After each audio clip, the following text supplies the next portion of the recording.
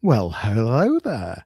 Thanks for joining us. You might be live with us right now, or perhaps you are watching the replay or listening. It is the 90-day website mastery podcast. Welcome. This is the perfect companion to our 90-day website mastery program and our book Web Proud, which is, of course, available on Amazon. It's our 58th episode, and my co-host Pascal is with us. Welcome, Pascal. Thank you very much. I can't believe people are allowing us to continue number 58. That's quite something, isn't it? And for our regular viewers and listeners, apologies, it's been a while, but we've been busy. This is conference season for Jonny and I. We've been out and about, up and down the A1, A19 and the M1, but we managed to squeeze this one because we have to continue exploring a number of topics related to websites. I look at the show notes. This may be, everyone, a slightly extended version, but we have to make sure that we give you all the information you need to build trust in today's economy. Yeah, well, this is part of our mini-series, which has been focusing on EEAT, the score that Google is using to rank and surface our content. This is how to win from an AI visibility point of view. And if you can get the foundations of what's called EEAT in place, then that's a huge thing. And this is episode 4 of that mini series, and of course we'll be going into the last letter, EEAT, so that'll be trust, but we'll come back to that nicely. The name of this episode is Trust Isn't a Vibe, It's a Ranking Signal. What Google and AI engines reward. So we have 4 segments as always. We've got the You Ask, We Answer, which we'll go into shortly. We then move to website stories, where we'll focus on this whole thing about EEAT, and then we've got the website engine room, where me or Pascal will share something that we've found that could help you as a website manager and website content creator be more proud of your website. And of course, we always have the website call to action, where we give you just a really simple thing that you could be doing just to increase the engagement or the conversion on your website. Let's get going, Pascal. We're going to go to You Ask, We Answer.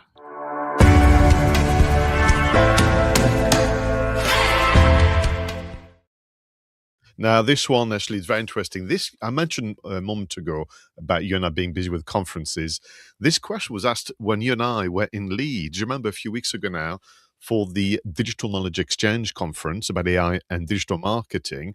And I remember I wrote it down because I think this one is kind of interesting. So here it goes. Jonny, Pascal, you recommended mixing up short form and long form content to help with citations and AI overviews. Could you give us some examples of what you mean by long form content? And the thing is, Jonny, I think that in this question, there's something on the line, which is, it's not so much that people don't understand long form content, it's that they wish didn't have to do it. Can we be frank about it?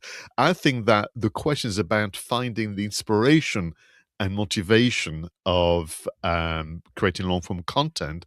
And the way someone could be inspired and motivated is to understand more about, what do you mean? This term long form content, can you maybe change it to something else that I can picture in my own head? Because the kind of the art and the science of content marketing is to find your one true voice, but also to find forms of expression that suits you best. This idea of looking forward, which I know is a grand kind of goal, but looking forward to content creation is so very important for many of our listeners and viewers. So before we even discuss long form content, can we talk about inspiration and motivation? What has worked for you to date, and for your clients for that matter? Yeah, I think I think you've hit the nail on the head, that people don't necessarily always enjoy it, but it depends on the person, doesn't it?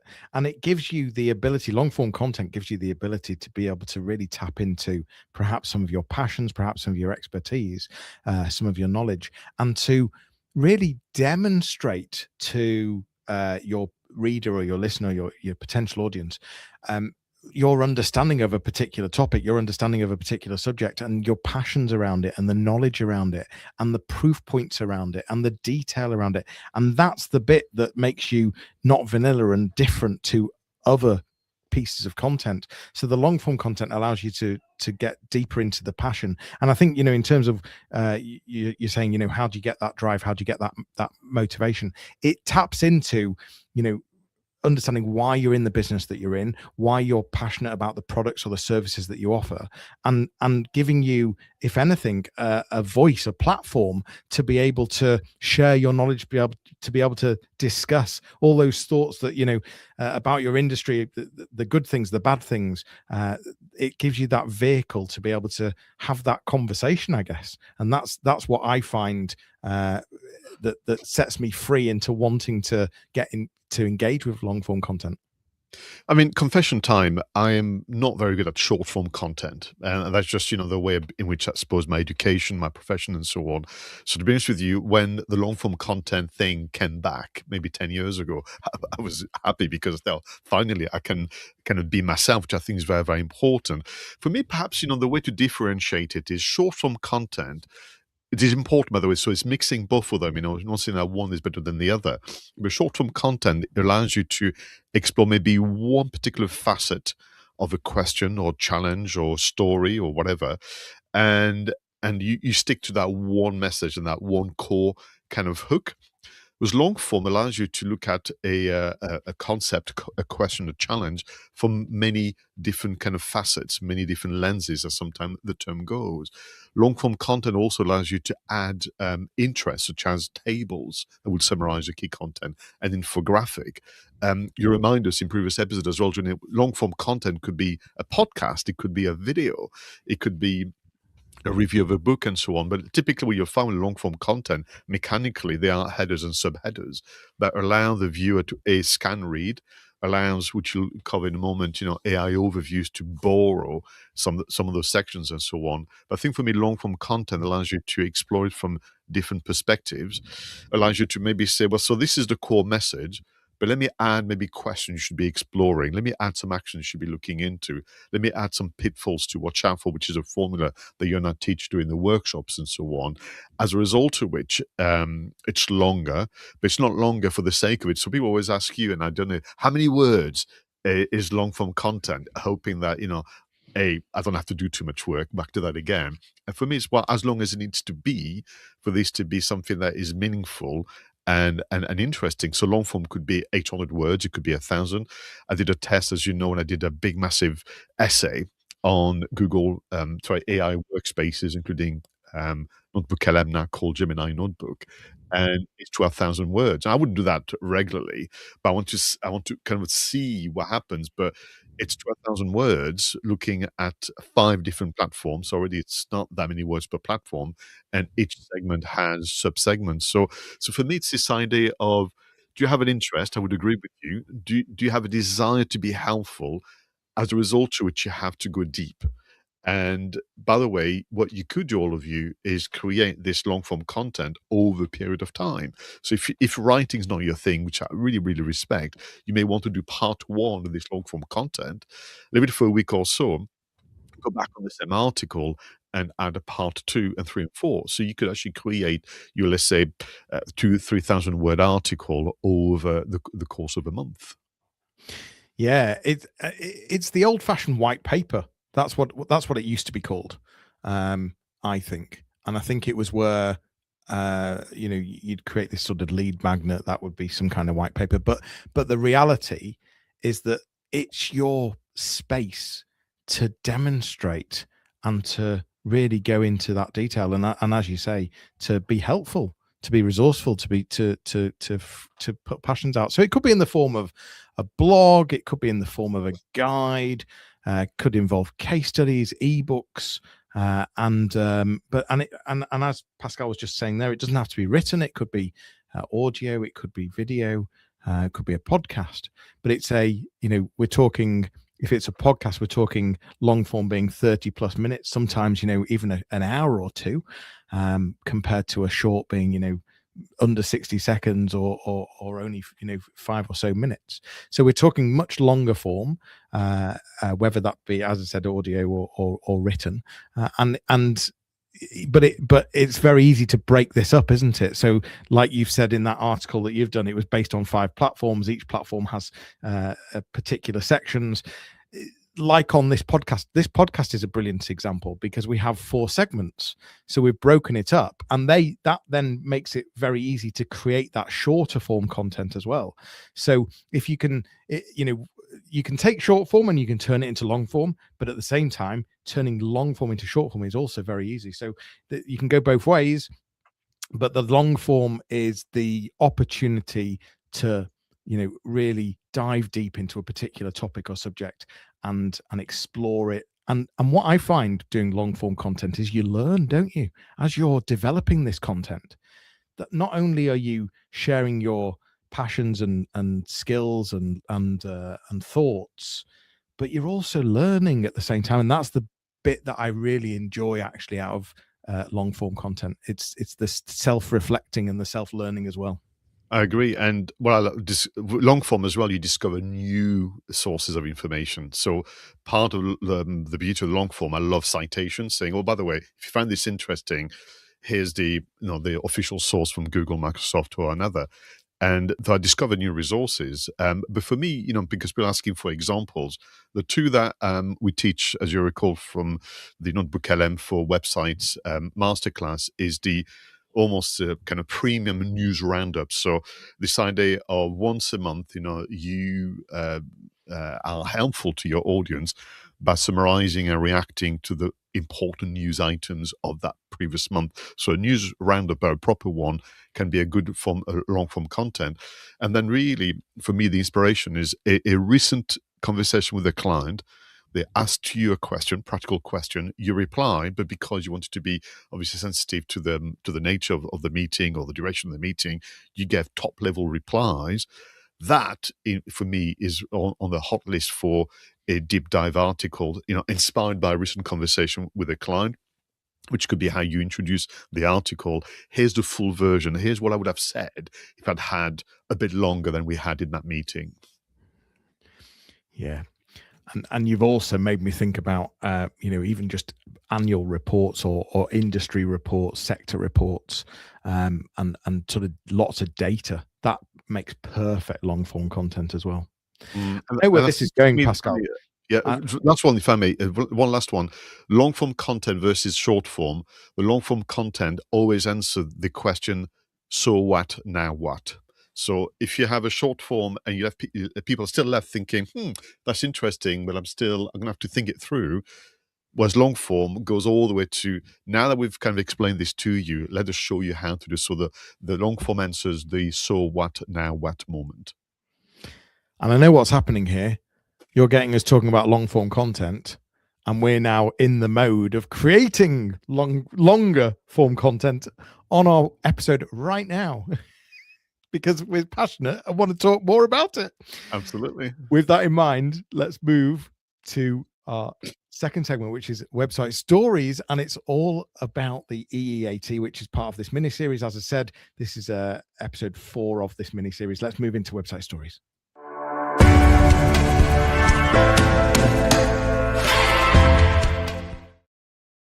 Now, as a reminder, this is our reaction and our extrapolation, if you will, of an article published on Ahrefs by Mateusz Markusewicz and Joshua Hardwick, and the title, EEAT, How to Build Trust and Boost Web and AI Visibility. We've been exploring, obviously, the previous letters. So as a reminder, E for experience. That essentially, Jonny is asking the question, have you done this before? Is essentially one way to crudely summarize, E for experience and prove that, essentially you got your hands dirty. The second E, which is not always easy to kind of separate from the previous one, is expertise. This idea, well, do you actually know what you're talking about? It's one thing doing it and almost getting lucky, but do you actually have any depth of knowledge into that subject? And show me essentially almost, your expertise from the point of view of your mindset and maybe sometimes your qualifications. Then last time we looked at A for authority, and this one is clearer. Do others recognize and reference you? That's essentially what authority is all about. And a lot of it, as we mentioned last time, was about this off-site optimization, which we know well. But, do others concur and so on? So T for trustworthiness. And what is interesting about this one as we explore it, I think that there's a bit of a tension here because T for trustworthiness is deemed to be the most important one, both in terms of the article written by our two friends at Ahrefs, but also the most important from a Google perspective. But it is the least interesting to do for website owners and managers, as we'll see in a moment, because it's almost like nowhere near as rich in storytelling and kind of references and the others. So we're going to have to be super careful and find ways, all of us, to be motivated to look after the trustworthiness of our website when it's actually nowhere near as interesting as expertise, authority, and experience. And for me, the best way you can look at it is Google have their guidelines, as we know, and what they are looking for are things that belong to the categories of accuracy of content, honesty of the claims, safety of the website, and reliability of the website as well. So they're almost kind of mechanical ways of looking at trust as well as people ways.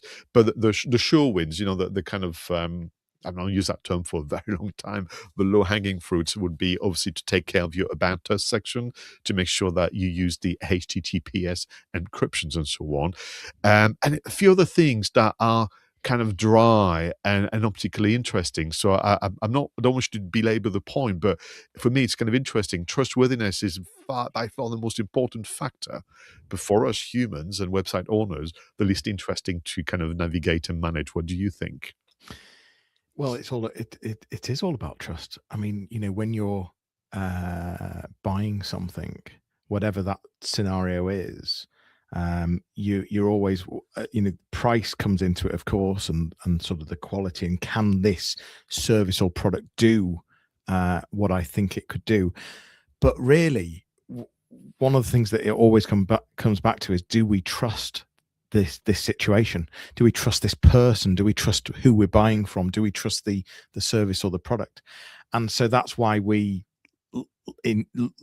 look at reviews. That's why we read reviews. I was sort of holding myself back because there's a whole sort of connotation about reviews and whether fake reviews, etc., etc. But in the main, we're looking. So when we choose a hotel, we look at what star hotel it is, and that builds trust, understanding based on, well, if they've managed to get a 4-star or a 5-star, that develops an element of trust, and so there's that sort of baked into us. So when we're making any purchasing decisions, we're always thinking about trust, and as Pascal says, some of it is just purely from a technical point of view. So have we got the website set up correctly? Are we using HTTPS? Are we making everything secure? Have we got GDPR policies in place, privacy policies? When someone enters data into a form, are we very transparent about how that data is used? Are we making sure that we're not tricking someone whilst they're buying, the old Sports Direct days when you bought something and you always ended up with this large mug and you thought you'd received it free, and you then look back and you realize that you've paid 10 quid for it because you didn't quite realize what you were pressing in the checkout.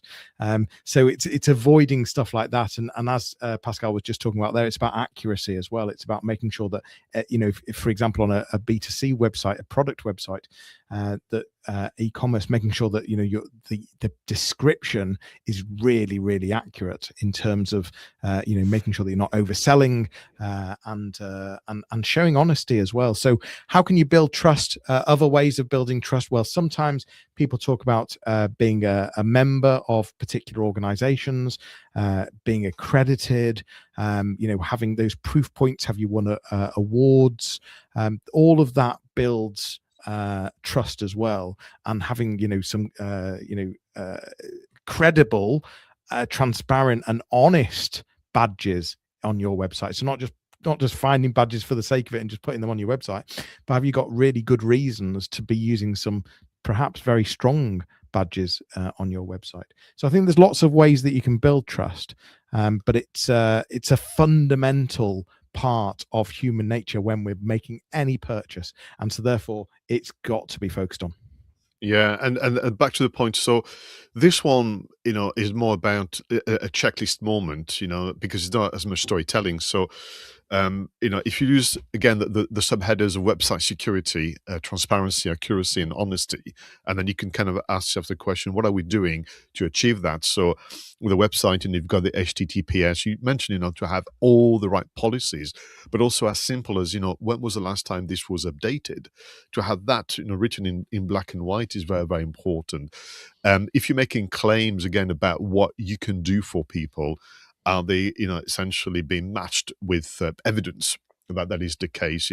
It's all part of it. There's one that you mentioned many episodes ago about if someone has to fill a form or go through stages, could be to pay or to register, and to have a progress bar that shows them, essentially you're nearly there, because people don't like what they call, the unknown.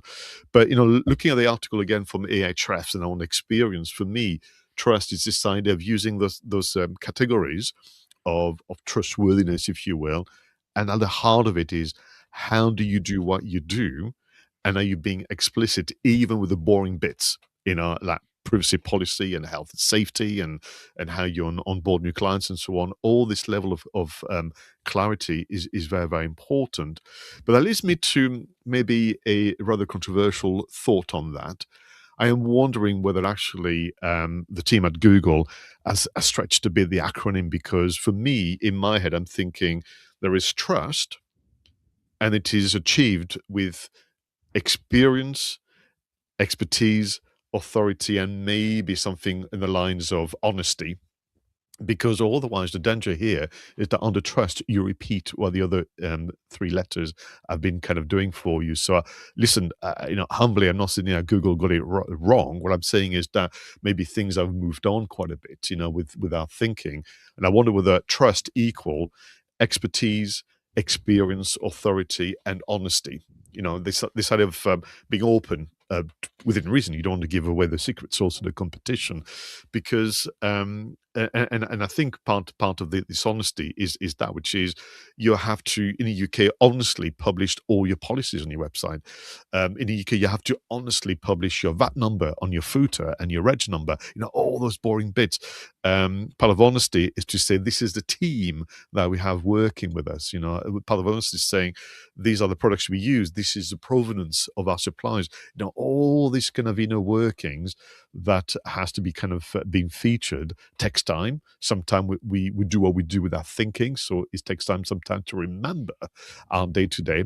And as a reminder for everyone listening and watching, your ordinary is always someone else's extraordinary. So the bleeding obvious needs to be part of that as well. But I wonder whether the EEAT needs to be kind of revisited, by all of us.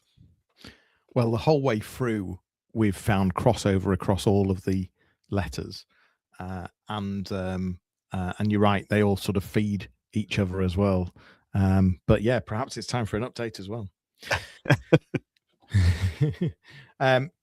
That hopefully gives you a very good all-round answer on what EEAT is all about, and that's in a way our long form version split over 4 episodes, taking each of the words in turn. But yeah, I mean, if you haven't heard the previous 3, have a listen, and put the 4 together in total, and you've got the secret sauce on how to increase visibility, how to increase your rank, how to increase your position in AI, in Google, etc. So brilliant topic, Pascal. I'm really glad we've worked on that one. Thank you. Let's move to our next segment, the website engine room.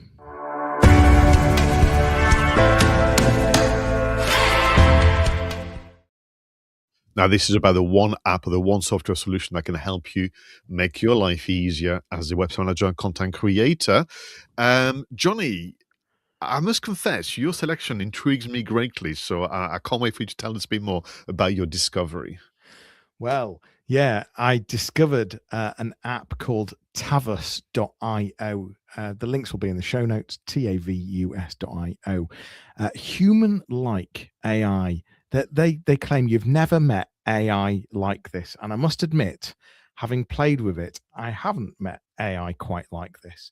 It's human-like AI that can see you, can hear you, can act and emotionally understand you, all in real time. So it can be used as a pre-sales. It can be used. There's lots of different areas of a customer journey that this could be used on. But where I'm seeing it heavily is on pre-sales. So leads, inbound leads onto websites, and go onto the website and have a play. Tavis.io. There's no cost to have a play with the app that's on there, and just to understand how clever it is, just ask it what you're wearing, and you'll start understanding that it can see you, it can hear you, it can look at your emotions. So in a sales conversation, whilst it's talking, it can see how you're reacting, and in real time it can react to that as well. Now, there's a long way to go with how polished this is, but I'm impressed. Having played with lots of different virtual AI bots, this one is seriously impressive. No, thank you very much. But what is interesting about platform like this one, sometimes is the version today is almost like a hint in terms of what's coming next. And have you got some thoughts about, the Tavis.io 2.0, if that's the right expression? Because sometimes you play, but actually what they're building is something even better and even greater. Do you have a sense of what's coming around the corner? Yeah, it's a very good question, Pascal. I must admit, I take you back to the point that I've not seen anything as good as this, and I'd say that I'm impressed with where they've got to. To be perfectly honest, I can't even imagine where they're taking it next. But I am confident there'll be a roadmap, and I'm confident they'll be working on version 2 without question. But I must admit, I'm impressed with where they are right now. Super. So listen, my selection is actually inspired by our reference in segment 1 of our conference in Leeds, Digital Knowledge Exchange Conference, and it links to AI overviews, it links to long form, it links to citations, visibility, and an AI kind of mode first internet.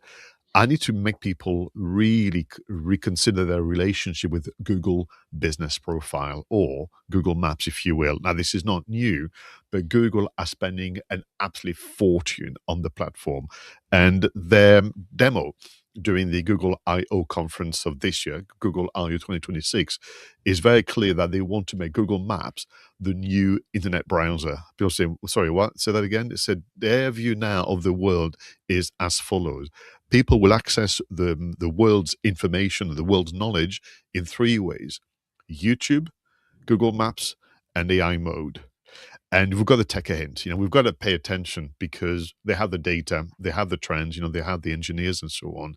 And what is literally demonstrating, Jonny, if you recall, was someone could do a search to buy a product, but actually they almost stay within Google Maps and continue to have a conversation about the business or the subject matter or the service or the solution. So they've entered the internet, they've entered access to the world's knowledge via Google Maps, whereas to date, Google Maps is known to us as finding directions or finding a business listed that I may or may not buy from. This is going to be different. You're going to start with Google Maps, but then literally the Google search experience that we now know will then almost follow very, very intuitively and very naturally. So I want people to go back to Google Business Profile. I want you to be inventive. Don't be limited by the labeling of the fields. Just find ways to have lots of information about your business, and make sure that you start to use 2 things: the updates, put some short form content on this, and of course, start to get regular with your reviews. You don't have to have tons of reviews to do very, very well on Google Maps or Google Business Profile. Yeah, I think you've identified something very strong there, and it makes perfect sense that once they've got you in there, they don't want to lose you, and so it would make sense to add more to it. And the obvious thing is adding some kind of AI mode to the listing, and that way you can then interact more with the business and ask questions that perhaps the AI is answering based on the content it's got from your website, etc. So yeah, I think doubling down now on Google Business is absolutely the right thing. Very good call, Pascal. Our final segment, the website call to action.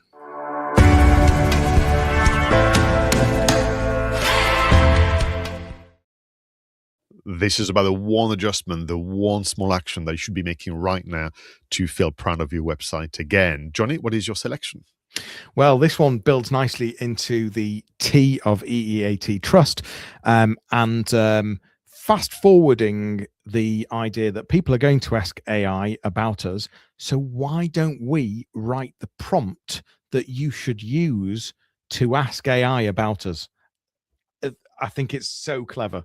So I've seen a website where at the bottom of their website they have a little line that says "Ask AI about" and then the brand name, and then under that they've got three icons. They've got one for ChatGPT, one for Perplexity, and one for Gemini. And all you do is you click the button. It then takes you to ChatGPT. It inputs the prompt, and that can just be done with a clever URL. And it asks a really clever question, because what it's basically saying is, what do you know about this particular brand? But it's focusing on it. So it's be specific, so obviously it depends on the app. This particular app is a SaaS app. It's a tool. It's an online application. And so the prompt includes be specific about time savings, what's automated, what remains manual, and why does this perform better than some of the other platforms that are out there. So it's a pre-written prompt that, of course, you would run yourself to see what the output is, but you would shape that pre-written prompt to, of course, give you the best output you could get. And I just think it's very clever. It adds a layer of trust. It's quite quirky as well. People will talk about it. And it's a really simple thing to add at the bottom of the website. The point of website call to actions is they're really easy to implement. This is you could implement this like very, very quickly. Depends on the person. So I'm not going to say the number of minutes, but it's something you could really quickly implement. That is so clever, very clever. That takes me back to the early days of SEO when people used to say search for and then put, the business name, or maybe sometime there was a name already taken up. You would say, well, search for us in that manner on Google or Yahoo or back in the days of Internet Explorer to make sure that your website would be the one shown on the competitor's website or in your relevant website. So very clever, but also grounded in just, that's what we used to do. So it should be quite comforting. So my call to action is inspired by, obviously, my selection on the engine room, which is about reviews. And so I want twofold, really. First, can you organize a meeting within your organization or within your kind of trust network and map out where and how you are currently getting praises and testimonials? Because they'll come through an email, someone saying thank you. They could be on Facebook, they could be on LinkedIn, they could be face-to-face during a networking event or a kind of expo. So I'd like people to actually be organized and structured, saying where and how are we getting the thank yous, the well dones, and the testimonials, because that is going to become part of your system to be able to gather and publish regularly those positive words onto your website. We recommend dotted around, the key elements of your website, not just a page called what our clients say, because just a barrage of words. But I think to be a bit more tactical and organized, and perhaps we will add at this moment in time. So yes, we want Google reviews, but there'll be only a fraction of the manner in which you're getting praises and testimonials. And so where and how you're getting the testimonials, and then once a month, can you start to repurpose those with permission and get those on your website, because that can be a massive, massive part of building trust and supporting AI citations. Just simply peppering them across your website. That's the way to do it, Pascal. You're absolutely right. Yeah, gone are the days of having a testimonials page or what our clients say page. Pepper the content. That leads us back to EEAT as well. And this stuff, it's just as simple as when you receive a review, turn it into a social post. Something as simple as that as well. A great call to action. Well, we've focused on trust heavily and long form. This is probably one of the first episodes where we've gone past our 30-minute and just giving you a bit extra today. We've really dug deep into what long form content is, the reason that you should consider it, and giving you some ideas as well. And I very much liked the idea of that news round piece that you were talking about, Pascal. It's a great, quick and easy win, to be perfectly honest. But we helped you understand all about trust. So EEAT, the T part of it, which was all about trust and lots of different ways and why you need to build that in, and a couple of really good apps that we've shared and some great call to actions. Thank you very much, Pascal. Very welcome. It's been a pleasure to research and share our findings with our viewers and listeners. This has been the 90-Day Website Mastery Podcast. Thank you so much for listening. It's part of the 90-Day Website Mastery Program. For more information, please do visit 90daymarketingmastery.com, where you can book a discovery call with either myself or Pascal. We are going to leave you now and with a fun video and audio montage to enjoy whilst you review your notes. Listen, if this has been helpful, let us know. Let us know what you'd like on forthcoming episodes. Tell your friends, leave us a review. Perhaps we will turn it into a social post. Please do keep watching, keep listening. We do this for you and we really enjoy it. So we'll see you the next time. Look after yourselves. Take care and see you again. Bye-bye.